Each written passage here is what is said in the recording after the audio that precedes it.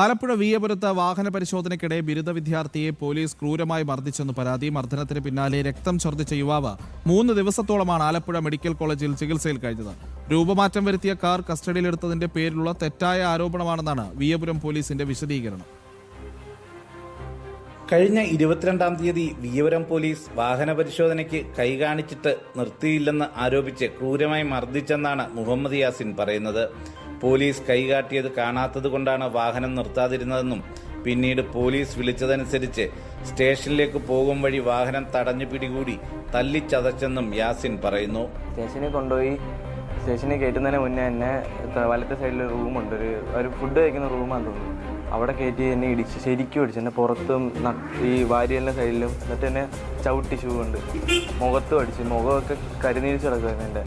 എന്നിട്ട് എന്നെ സ്റ്റേഷനിൽ കയറ്റി ഫുള്ള് ചെക്ക് ചെയ്ത് എൻ്റെ കൈയെല്ലാം അവർ മണത്ത് നോക്കി. എന്നിട്ട് വണ്ടിയെ ഫുള്ള് ചെക്ക് ചെയ്ത് നേരെ എന്നെ GP കയറ്റി മെഡിക്കലിന് കൊണ്ടുപോയി കഴിഞ്ഞപ്പോഴത്തേക്ക് പോകുന്ന വഴിക്ക് തന്നെ അവരെന്നോട് പറഞ്ഞ് ഇടിച്ച കാര്യമോ എങ്ങാനും ഡോക്ടറിൻ്റെ അടുത്തോ ആശുപത്രിയിൽ പറയുവാണെങ്കിൽ നീ തന്നെ ആലോചിക്കണം, നീ തുടർന്ന് പഠിക്കുന്ന വിദ്യാർത്ഥിയാ, നീ പഠിക്കണോ വേണ്ടത് ഞങ്ങൾ തീരുമാനിക്കുമെന്ന് അവർ തന്നെ പറയും. യാത്രക്കിടെ അശ്വിൻ എന്ന സുഹൃത്തിന് യാസിൻ ലിഫ്റ്റ് നൽകിയിരുന്നു.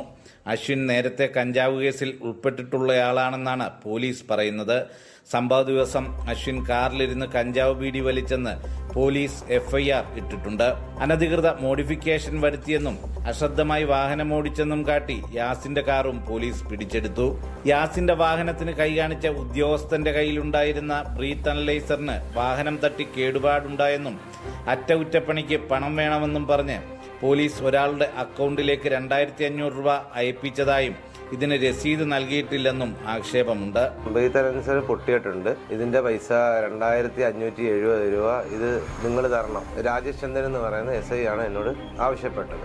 അത് പ്രകാരം ഞാൻ എൻ്റെ വീട്ടിൽ വന്ന് അന്നേരം ഞാൻ പറഞ്ഞു, എൻ്റെ ഈ സാറേ പൈസ ഒന്നും കയ്യിലൊന്നുമില്ല, ഞാൻ മീനെടുത്ത് കൊണ്ട് വരുന്ന വഴിക്കാണ് ഈ മോൻ്റെ ഈ സംഭവം ഉണ്ടായത്. ഞാൻ വീട്ടിൽ ചെന്നിട്ട് സാറിന് പൈസ ഗൂഗിൾ പേ അയച്ചു തരാമെന്ന് പറഞ്ഞു.